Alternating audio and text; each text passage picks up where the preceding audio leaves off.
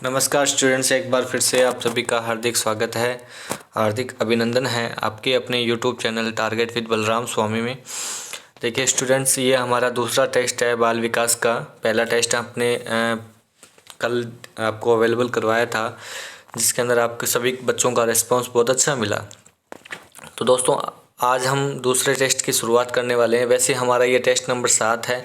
इससे पहले हमने अधिगम टॉपिक, जो अधिगम यूनिट थी, उसके टेस्ट हमने पूर्ण किए थे, और आज हमारा ये बाल विकास का दूसरा टेस्ट है। तो देखते हैं, ज़्यादा टाइम ना लेते हुए आज का हम टेस्ट शुरू करते हैं। अगर जो भी बच्चे नए हैं, अगर चैनल को सब्सक्राइब नहीं किया है तो चैनल को सब्सक्राइब कर लीजिए, बेल आइकन को प्रेस कर दीजिए, जिससे कि आपको नोटिफिकेशन प्राप्त होते रहें। और वीडियो को लाइक करना ना भूलें। अगर वीडियो आपको अच्छी लगे, एक टेस्ट आपको अच्छे लग रहे हैं, तो वीडियो को लाइक ज़रूर कीजिएगा, शेयर ज़रूर कीजिएगा अपने मित्रों के साथ में। चलिए दोस्तों, पहला प्रश्न है हमारा, अभिवृद्धि में परिवर्तनों को, देखिए अभिवृद्धि के अंदर परिवर्तनों को देखा या नापा जा सकता है। देखिए अभिवृद्धि का अर्थ क्या होता है? एक्सरेशन जिसे हम बोलते हैं। एक्सरेशन का मतलब वृद्धि से होता है, ठीक है। जैसे हम आम भाषा में अब हम क्या कहते हैं? वृद्धि। वृद्धि को ही मनोविज्ञान की भाषा में क्या बोला जाता है? अभिवृद्धि बोला जाता है, ठीक है। मनोविज्ञान की भाषा में क्या बोला जाता है? अभिवृद्धि बोला जाता है। और अभिवृद्धि में अगर कोई परिवर्तन होता है तो उस परिवर्तन को हम क्या कहते हैं? देखिए ऑप्शन ए में क्या दे रखा है? देखा व नापा जा सकता है। अभिवृद्धि के परिवर्तनों को देखा व नापा जा सकता है। केवल देखा जा सकता है, केवल नापा जा सकता है, उपरोक्त में से कोई नहीं। अब आप थोड़ा सा ध्यान लगाएं तो इस प्रश्न का आंसर आप आराम से और बहुत ही करेक्ट आंसर आप इसका दे सकते हैं।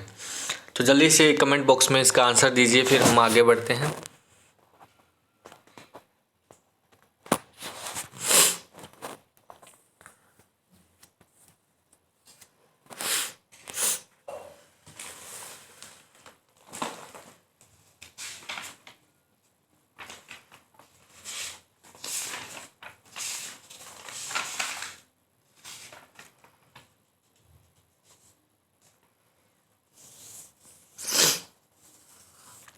चलिए दोस्तों, इसका आंसर क्या होगा? देखिए अभिवृद्धि जो होती है, अभिवृद्धि को हम देख भी सकते हैं और नाप भी सकते हैं। जैसे मान लीजिए आपके शरीर की लंबाई में कोई भी परिवर्तन हुआ है, आपके शरीर की चौड़ाई में परिवर्तन हुआ है, आपके भार में परिवर्तन हुआ है, तो वो क्या है आपका? वो आपके शरीर की वृद्धि है। और जो वृद्धि जो होती है वो एक समय तक चलती है, जीवन भर नहीं चलती, एक समय तक चलती है, एक आयु तक चलती है। यानी अगर आपके शरीर की जो लंबाई है उसका बढ़ना होगा तो एक उम्र तक होगा, ठीक है। उसके बाद में वो वृद्धि रुक जाती है, ठीक है। क्योंकि वृद्धि जो होती है वो हमारे शरीर का क्या होता है? एक संकीर्ण अर्थ होता है। वृद्धि क्या होती है? संकीर्ण होती है, कम समय तक होती है, ठीक है, और एक निश्चित समय तक होती है। और ये हमारे बाह्य स्वरूप जो है वहाँ हमें नज़र आती है। यानी कि बाह्य स्वरूप में अगर नज़र आएगी तो हम इसे देख सकते हैं। और अगर लंबाई चौड़ाई भार में अगर कोई परिवर्तन होता है तो उसे हम नाप भी सकते हैं। तो अभिवृद्धि को हम नाप सकते हैं, अभिवृद्धि को हम देख सकते हैं, परंतु जो इसके सामने जो विकास होता है, विकास जो होता है वो हमारा उम्र भर चलता है। विकास जो होता है वो हमारा संख्यात्मक होता है, मात्रात्मक होता है और गुणात्मक होता है, जो हमारे आंतरिक स्वरूप में ज़्यादा होता है। अगर हमारे संवेगों में, हमारी बुद्धि के अंदर या हमारी मानसिकता में अगर कोई परिवर्तन आता है तो वो क्या कहलाता है? वो हमारा विकास कहलाता है, ठीक है। तो इसका आंसर क्या होगा? ऑप्शन ए, देखा व नापा जा सकता है अभिवृद्धि को। उसके बाद नेक्स्ट क्वेश्चन है, पितरेक अथवा जिन्स सदैव सक्रिय होते हैं। पितरेक अथवा जिन्स, जिसे पितरेक का अर्थ क्या होता है? जिन्स को ही हम कहते हैं सदैव सक्रिय होते हैं। कहाँ सक्रिय होते हैं? ये जो हमारे जिन्स होते हैं, हमारे शरीर के अंदर जो पितरेक बनते हैं, या जिन्स हम जिसे हम कह सकते हैं, जिन्स की भाषा में हम सब ज़्यादा से समझ पाएंगे। तो देखिए जो जिन्स होते हैं वो कहाँ सक्रिय रहते हैं हमारे शरीर के अंदर? जल्दी से इसका आंसर दीजिए।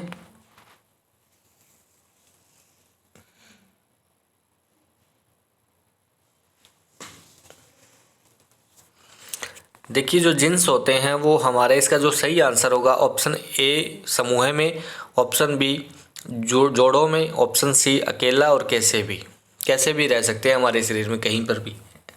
तो इसका सही आंसर क्या होगा?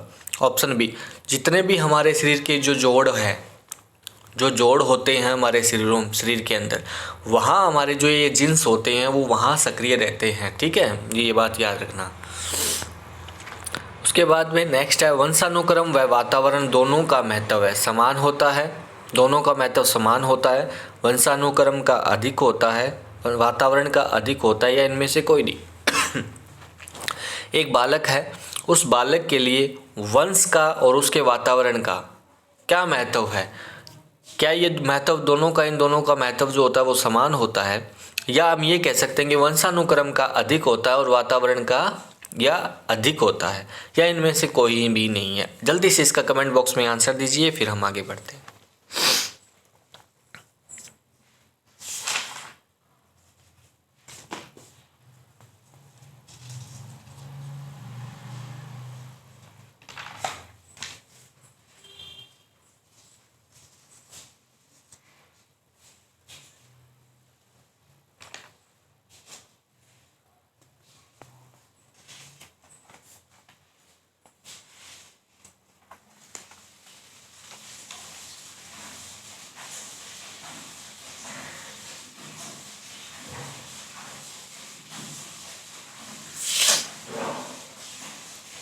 देखिए इसका सही आंसर क्या होगा? इसका सही आंसर होगा समान होता है। देखिए वंशानुक्रम और वातावरण, देखिए हमारी मनोविज्ञान क्या कहती है, मनोविज्ञान के अंदर कहा गया है कि जो वंशानुक्रम और वातावरण है उनका 50-50% हिस्सा हमारे लिए उपयोगी होता है। ठीक है, इतना ही जितना वंशानुक्रम का महत्व है उतना ही वातावरण का। देखिए वंशानुक्रम और वातावरण जो होते हैं वो एक दूसरे से क्या होते हैं, संबंधित होते हैं। ठीक है, अगर एक अच्छे वातावरण और एक अच्छी आनुवंशिकता से अगर बालक के विकास में क्या होता है, उसके पॉजिटिविटी, उसमें जो भी परिवर्तन होंगे वो क्या होंगे, पॉजिटिव परिवर्तन होंगे। वंशानुक्रम अगर उसके पिता का जो स्टैंड है, या जो भी माता पिता जो भी काम कर रहे हैं, अगर वो पॉजिटिव काम है उनका, अगर वो अच्छे वंश से बिलोंग करता है तो उसका विकास भी उसी आधार पर होगा।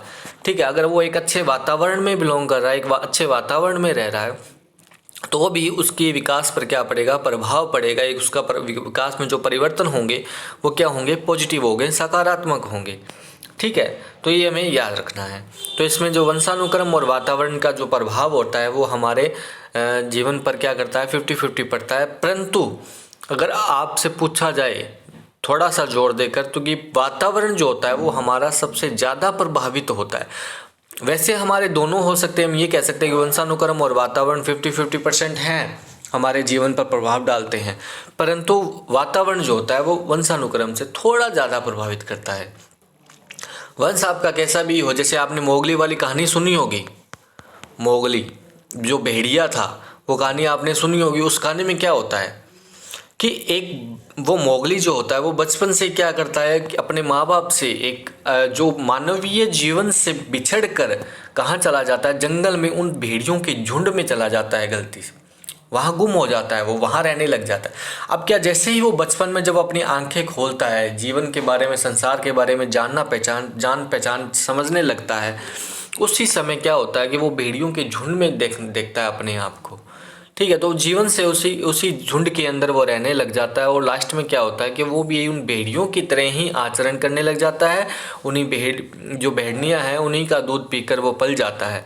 ठीक है, तो आप जैसे जैसे बड़ा होता है तो वो उन्हीं की तरह ही आचरण करता है, उन्हीं की तरह ही भोजन करता है, सब कुछ उन्हीं की तरह करने लग जाता है। क्यों? वंश तो उसका अलग था, पर वातावरण उसे कौन सा मिला, जंगल का मिला, उन भेड़ियों का वातावरण मिला, जिसकी वजह से वो उन्हीं की तरह हो गया।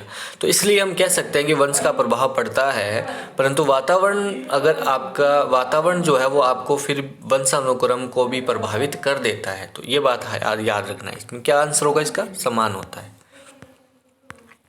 उसके बाद नेक्स्ट क्वेश्चन है, सीखने की गति अत्यंत तीव्र किस अवस्था में होती है? देखिए सीखने की गति अत्यंत तीव्र किस अवस्था में होती है? सबसे ज़्यादा तेज सीखने की जो गति होती है, यानी हम ये कह सकते हैं कि एक बच्चे का माइंड सबसे ज़्यादा शार्प किस अवस्था के अंदर होता है, हम ये कह सकते हैं एक बच्चे का माइंड जो है वो सबसे ज़्यादा शार्प किस अवस्था में होता है? जल्दी से इसका कमेंट बॉक्स में आंसर दीजिए।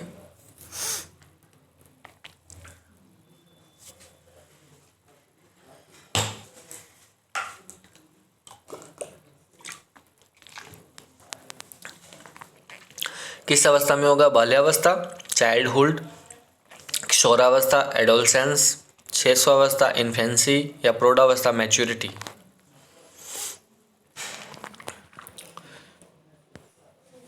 देखिए इसका आंसर क्या होगा? इसका आंसर होगा इन्फेंसी, या हम ये कह सकते हैं कि शेष अवस्था में हमारे सीखने की जो गति होती है वो अत्यंत तीव्र होती है। ठीक है, शेष अवस्था में सीखने की जो गति होती है वो बहुत ही ज़्यादा क्या होती है? तीव्र होती है। इसीलिए तो सिगमुंड फ्राइड ने कहा था कि 4-5 वर्ष का बालक जो वह बन जाता है जो उसे भावी जीवन में बनना होता है। और गुड एन ऑफ एफ ने क्या कहा था? गुड एन एफ ने क्या कहा था कि व्यक्ति का मानसिक विकास जितना होना होता है ना उसका आधा 3 वर्ष में हो जाता है। यानी कि उसकी जो शेषावस्था होती है, इसका आंसर क्या होगा? शेषावस्था। यानी कि शेषावस्था जो होती है उस शेषावस्था में के 3 वर्षों में क्या हो जाता है? 5 से 6 वर्ष तक होती है ना हमारी शेषावस्था जन्म से लेकर, तो 3 वर्ष तक व्यक्ति का विकास कितना हो जाता है? 90% तक उसका विकास हो जाता है। ये बात हमें याद रखनी है कि एक बच्चे की जो मस्तिष्क का क्या होता है। देखिए ये बात याद रखना, आप इसको ध्यान से समझने की कोशिश कीजिएगा। देखिए एक बच्चा है, उसके मस्तिष्क का यानी कि उसके मस्तिष्क का या उसके हम ये कह सकते हैं कि मानसिक विकास उसका जितना 100% होना होता है। देखिए मान लीजिए एक बच्चे का मानसिक विकास कितना होगा? 100% होगा। अब इस 100% का 90% विकास जो होता है वो हमारा 3 वर्ष में ही हो जाता है। ठीक है, और 3 वर्ष में यानी कि शेष अवस्था में हमारा 90% विकास हो चुका है। तो हम ये और 10% विकास जो है वो हमारा आगे आने वाली जो अवस्थाएं हैं हमारी बाल्य अवस्था और किशोरावस्था उसमें होता है। ठीक है, तो हम ये कह सकते हैं कि जो शेष अवस्था जो होती है वो उसके अंदर हमारा विकास क्या होता है? बहुत ही तेज़ी के साथ होता है। देखिए अगर आप थोड़ा सा ध्यान और दीजिए तो आपके मस्तिष्क का बाहर क्या होता है शेष अवस्था की शुरुआत के अंदर? 300 ग्राम। और जैसे ही इस अवस्था का एंड होता है तो आपके मस्तिष्क का बाहर कितना हो जाता है? 1 किलो 250 ग्राम तक आपका वजन हो जाता है मस्तिष्क के बाहर का। यानी कि आपके मस्तिष्क का 90% बाहर जो है वो ये है। उसके बाद में 10% और बढ़ना है। तो यानी कि आपके 90% विकास तो आपका इसी अवस्था के अंदर होगा। यानी कि आपका लगभग विकास इसी अवस्था के अंदर हो जाता है। इसलिए इसमें इस अवस्था में बच्चे का माइंड जो होता है वो बहुत ज़्यादा विकास पकड़ता है और इस वजह से वो क्या होता है? शार्प होता है। ठीक है, इसीलिए इस अवस्था सीखने की गति क्या होती है? इसमें तीव्र होती है। यानी इसका आंसर क्या होगा? शेष अवस्था। उसके बाद नेक्स्ट क्वेश्चन है हमारा, शेषावस्था में शिशु शब्दों, वाक्यों, क्रियाओं को बार बार दोहराने की प्रवृत्ति पाई जाती है। शेषावस्था में शिशु में वाक्यों, क्रियाओं और शब्दों को बार बार दोहराने की प्रवृत्ति पाई जाती है। क्योंकि क्या आंसर होगा? दोहराने में शिशु को आनंद का अनुभव होता है, शिशु असहाय होता है, शब्द को सीमित होता है, उपरोक्त में से कोई नहीं। क्या आंसर होगा इसका?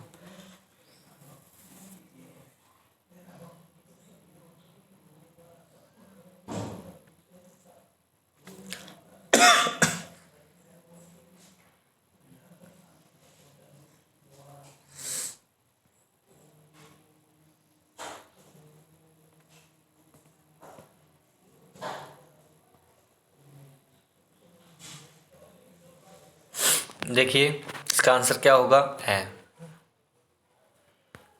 शिशु को आनंद आता, आनंद का अनुभव होता है उस समय। बार बार वो जो क्रियाओं को दोहराता है या नकल करता है। तो हम इसमें क्या कहते हैं? शेष अवस्था में हमारी शेष अवस्था क्या होती है? हमारी जिज्ञासा प्रबल होती है। और जिज्ञासा से क्या होता है? उसे नई चीज़ें जानने से उसे आनंद का अनुभव होता है। इस वजह से इसका आंसर क्या होगा? दोहराने में शिशु आनंद का अनुभव करता है। जन्म के समय शिशु में कौन सा संवेग होता है? देखिए, जन्म के समय शिशु में कौन सा संवेग पाया जाता है, इसका आंसर दीजिए। क्या आंसर होगा इसमें? क्रोध, भय, प्रेम या उत्तेजना?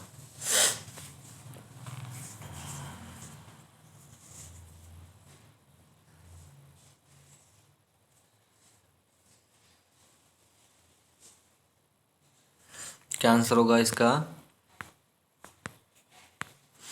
उत्तेजना। यानी कि हमने क्या कहा था कि दो इसमें अधिकांश संवेग विकसित हो जाते हैं, और जन्म के समय बच्चे के अंदर कौन सा संवेग पाया जाता है? उत्तेजना नामक संवेग पाया जाता है। ठीक है, ये बात हमें याद रखनी। उसके बाद नेक्स्ट, फ्रायड ने लड़कों के मात्र प्रेम भाव को नाम दिया। फ्रायड ने लड़कों के मात्र प्रेम भाव को नाम दिया।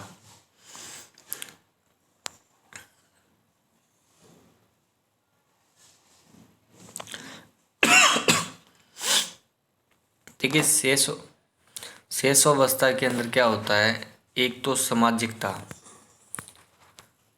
शेषावस्था में एक तो सामाजिकता और एक नैतिकता का अभाव पाया जाता है। इसीलिए सिगमंड फ्रायड ने क्या कहा था कि लड़कों में तो क्या होता है, पितृ विरोधी ग्रंथि जो होती है वो सक्रिय हो जाती है, विकसित हो जाती है। लड़कियों में मातृ विरोधी ग्रंथि, और इस पर प्रयोग करके सिगमंड फ्रायड ने लड़कों के मातृ प्रेम भाव को एक नाम दिया था। वो नाम क्या दिया था? जल्दी से इसका आंसर दीजिए।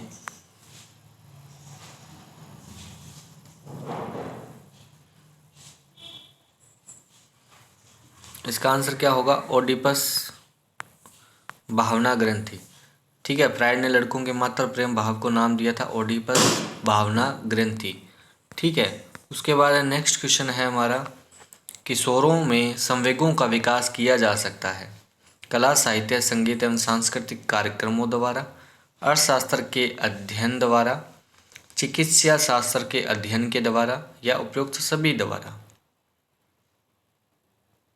देखिए, संवेगों का विकास करना है एक बच्चे के, किशोरों में क्या करना है? संवेगों का विकास करना है। किस प्रकार से आप संवेगों का विकास कर सकते हो? जल्दी से इसका कमेंट बॉक्स में आंसर दीजिए।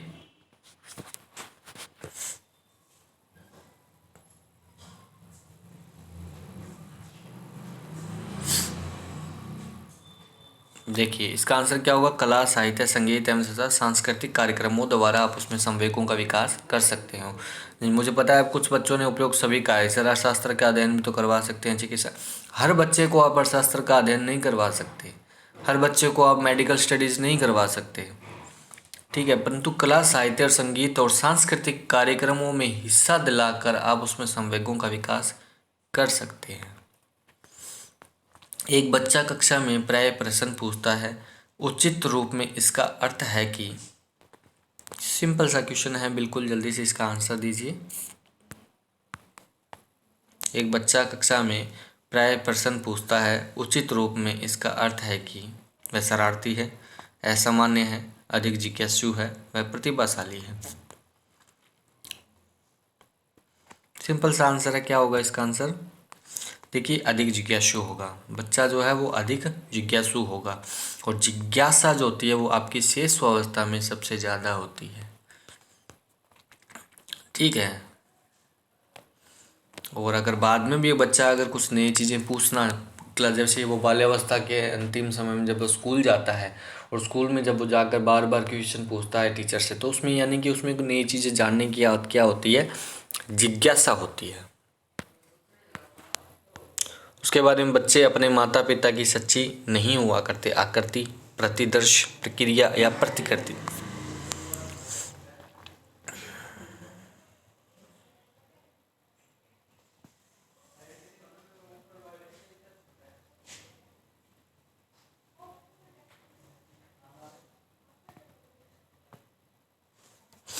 इसका आंसर क्या होगा?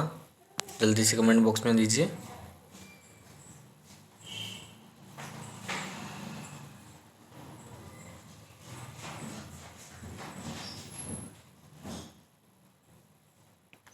इसका आंसर क्या होगा? प्रतिकृति। ठीक है, उसके बाद में नेक्स्ट क्वेश्चन, जन्म के समय शिशु में कौन सा, ये प्रश्न आपका रिपीट हो चुका है। तो इसका आंसर आपको पता ही है कि क्या होगा,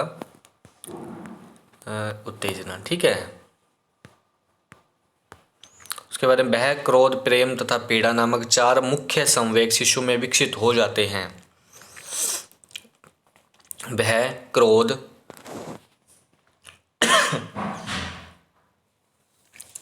भय, क्रोध, प्रेम, पीड़ा नामक 4 मुख्य संवेग शिशु में विकसित हो जाते हैं। कौन सी उम्र में? प्रथम वर्ष में, 2 वर्ष तक, या 4 वर्ष तक, या 6 वर्ष तक? अभी मैंने आपको बताया भी था ये प्रश्न। क्या होगा इसका आंसर? जल्दी से कमेंट बॉक्स में आंसर दीजिए, फिर हम आगे बढ़ेंगे। प्रथम वर्ष में, 2 वर्ष तक, या 4 वर्ष तक, या 6 वर्ष तक बच्चे में भय, क्रोध, प्रेम, पीड़ा, ये 4 मुख्य संवेग हैं। ये चारों संवेग विकसित हो जाते हैं, यानी हम ये कह सकते हैं अधिकांश संवेग विकसित हो जाते हैं बच्चे के अंदर।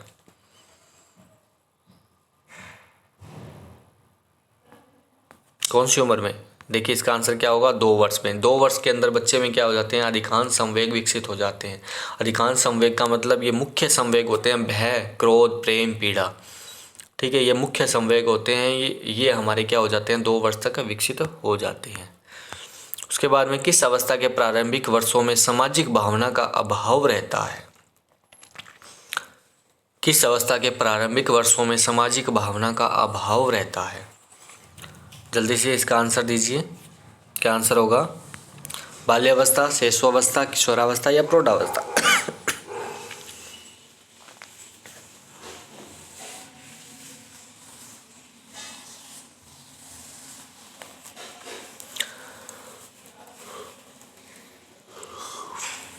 क्या आंसर होगा इसका? इसका सही आंसर है शैशवावस्था। ठीक है, शैशवावस्था के अंदर हमारा क्या होता है, नैतिकता का अभाव पाया जाता है, हमारे अंदर सामाजिकता का अभाव पाया जाता है। ठीक है, नैतिकता का अर्थ क्या होता है कि हम हमारे अनुशासन को नहीं जानते, हम नैतिक मूल्यों को नहीं जानते, हम बड़े छोटे में फ़र्क नहीं समझते। हमारे लिए तो सभी एक जैसे हैं जी। बच्चे शैशवावस्था में बच्चे के लिए सभी एक जैसे हैं, वो किसी को भी थप्पड़ लगा सकता है। ठीक है, तो सब एक जैसे हैं, उसमें नैतिकता नहीं है कहीं पर भी। तो ये जो सामाजिक भावना का जो अभाव होता है वो हमारा किस में पाया जाता है, शैशवावस्था के अंदर पाया जाता है। उसके बाद में नेक्स्ट क्वेश्चन, शैशवावस्था के संबंध में सही है, छोटा शिशु अकेला ही खेलना चाहते हैं। शैशवावस्था के अंतिम वर्षों में शिशु में सामाजिक भावना का विकास होने लगता है। 4-5 वर्ष का बालक अपने छोटे भाई बहनों का बचाव करने का प्रयास करता है। उपरोक्त सभी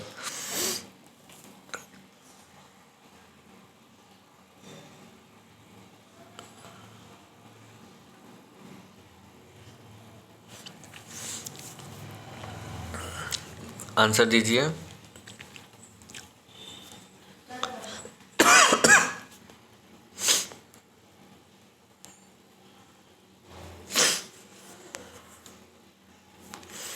इसका सही आंसर क्या होगा? उपयुक्त सभी। देखिए सबसे पहला इसका ऑप्शन क्या है, छोटा शिशु अकेला ही खेलना चाहते हैं। यानी कि जो शैशवावस्था में, जो प्रारंभिक समय में हम ये कह सकते हैं कि बच्चा जो होता है, वो छोटा शिशु जो होगा वो क्या है, बिल्कुल अकेला खेलना पसंद कर, खिलौनों के साथ में अपनी ही मस्ती में मस्त रहना पसंद करेगा। शैशवावस्था के अंतिम वर्षों में शिशु में सामाजिक भावना का विकास होने लगता है। बिल्कुल सही है जी, क्योंकि बाल्यावस्था का जब से ही प्रारंभ होने लगता है और शैशवावस्था का जैसे ही एंड होने लगता है, तो उसमें बाल्यावस्था वाले गुण भी क्या आने लग जाते हैं अंतिम समय में। प्रारंभिक समय में सामाजिकता नहीं होती है, नैतिकता नहीं होती है, अभी बता के हटे हैं। परंतु इसकी जैसे जैसे हम शैशवावस्था के अंतिम समय में पहुंचते हैं तो हमारे अंदर सामाजिकता के गुण जो है वो प्रकट होने लग जाते हैं। 4-5 वर्ष का बालक अपने छोटे भाई बहनों का बचाव करने का प्रयास करता है। बिल्कुल सही है जी, 4-5 वर्ष का बालक जो होता है वो अपने छोटे भाई बहनों का विकास, जो बचाव है वो करने लगता है। ठीक है, ये बात याद रखना है। तो इसका आंसर क्या होगा? उपयुक्त सभी। फ्रायड ने लड़कों के मात्र प्रेम भाव को नाम क्या दिया?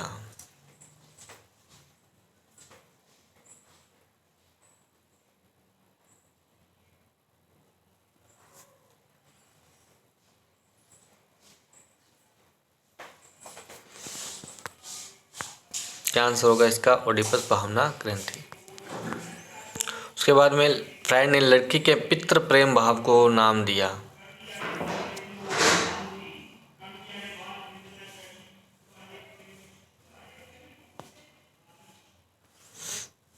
देखिए, लड़कों के मातृ प्रेम भाव को क्या नाम दिया? ओडिपस भावना ग्रंथि। और लड़कियों के पितृ प्रेम भाव को क्या नाम दिया? क्योंकि मातृ विरोधी हो जाती है लड़कियां, तो और लड़के पितृ विरोधी हो जाते हैं। लड़कियों में पितृ प्रेम होता है और लड़कों में मातृ प्रेम। तो ये किस वजह से, इसमें कौन सी इसमें जो ग्रंथि सक्रिय होती है उस ग्रंथि को क्या नाम दिया था सिगमंड फ्रायड ने?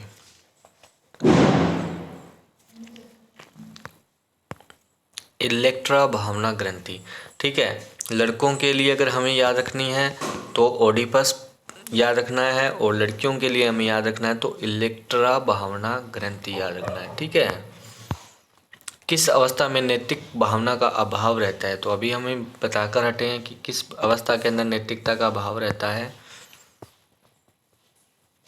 शेष अवस्था। सिंपल सा क्वेश्चन है बिल्कुल। वैलेंटाइन ने किस काल को सीखने का आदर्श काल कहा है? वैलेंटाइन ने किस काल को सीखने का आदर्श काल कहा है? हमें याद है शेषावस्था को, शेषावस्था को। ठीक है, शेषावस्था को वैलेंटाइन ने क्या कहा था? सीखने का आदर्श काल। उसके बाद प्रारंभिक विद्यालय आयु किस अवस्था को कहा जाता है? यानी कि विद्यालय भेजने की जो प्रारंभिक आयु होती है वो किस अवस्था को कहा जाता है?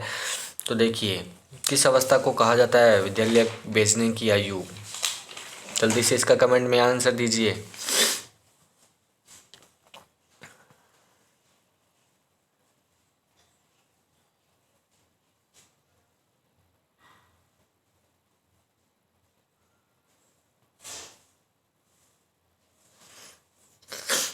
देखिए, इसका आंसर क्या होगा? बाल्यावस्था। ठीक है, इसका आंसर क्या होगा? बाल्यावस्था।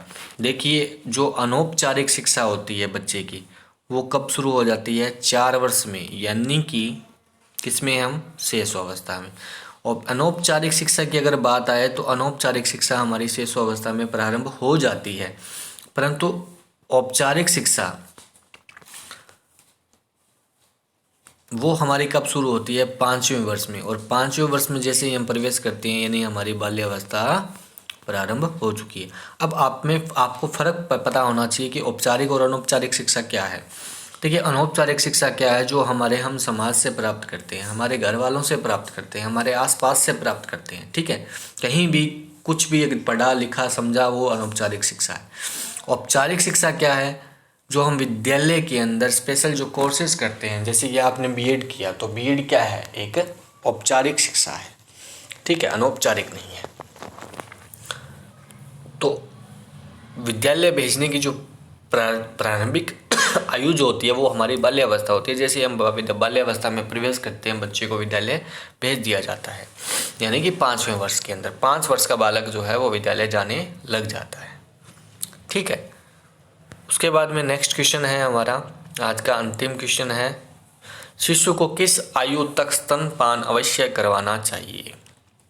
जल्दी से इसका आंसर दीजिए, फिर हम आज के इस टेस्ट की को यहीं ख़त्म करते हैं और फिर हम कल आपके लिए एक नया टेस्ट और अच्छे क्वेश्चनों के साथ में लेकर आएंगे।